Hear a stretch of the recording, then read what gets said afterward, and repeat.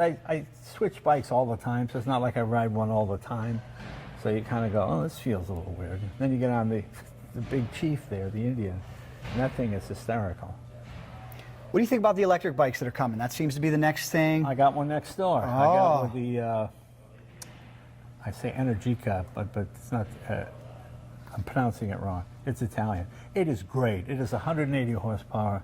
I'm stunned at how good it is. That's amazing. Because I'm like, it's smooth, it's quiet, it just pulls so hard. No, it's a great bike. I have to admit I really enjoy driving it or riding it. I mean, I think the big game changer will be synthetic fuels.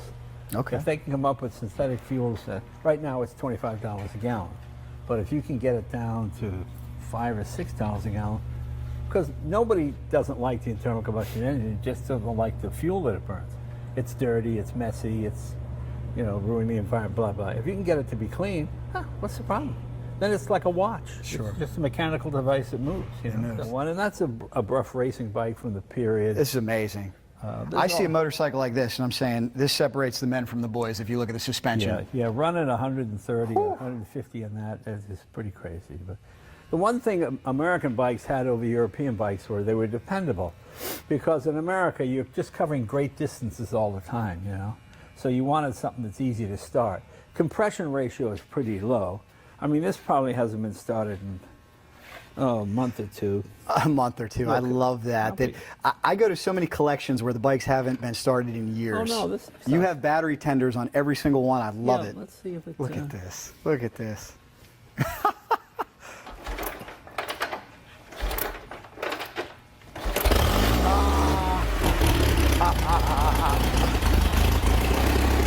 That's amazing.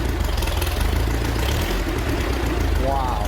But you see how easy it starts? Amazing. Amazing. Wow.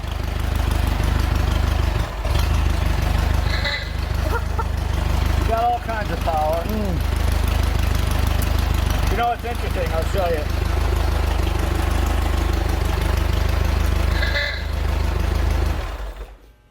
I sure wish my two-stroke started up that easy. Well, I know.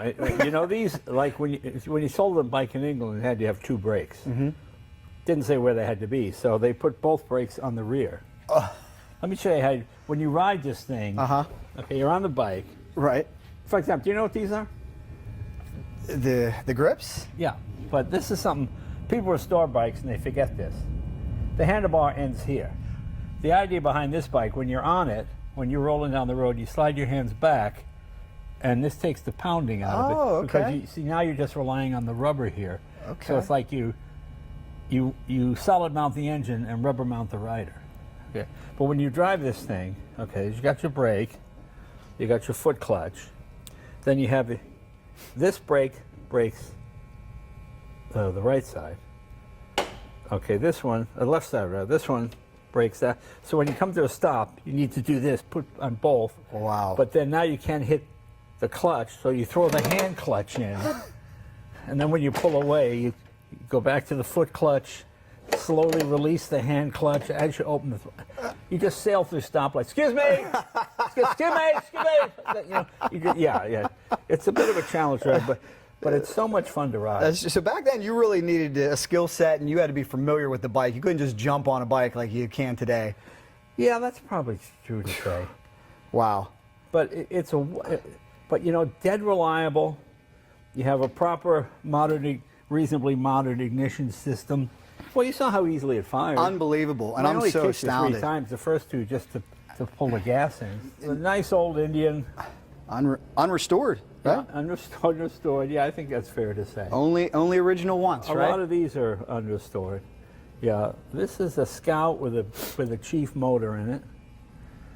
This one here is a 26 Harley JD. I imagine we got a story here, huh? Yeah, she runs. I mean, it's all original. This is a 1918 Pope. Bike was so advanced for Harley. They thought it was actually too advanced because it had overhead valves. You had 4 gears instead of 3.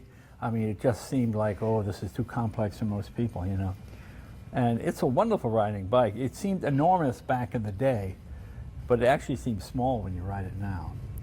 What blows my mind when I see bikes this old is how ahead of their time they were with the aesthetics, how appealing the bike looks. It's just a beautiful motorcycle. Well, it really only looks that way because that's the way it has to look. I mean, that's the way the engine, you know, I mean, form follows function kind of deal. That, you know, they call it the knuckle because this looked like the knuckles on a hand. But when they designed it, that's the best they could make it. And, oh, it turned out to be, you know. Sure. You know, sometimes a lot of it in hindsight, like when I first heard a group called the Beatles, I went, that's kind of a stupid name, Beatles. But then you hear the music and you go, oh, now it's a cool name. Like the name Bruce. You know, Bruce was kind of an odd name when I was a kid. Then you have Bruce Springsteen come, oh, and that's a cool name. It's a cool name. Yeah, you know, so it all depends who sets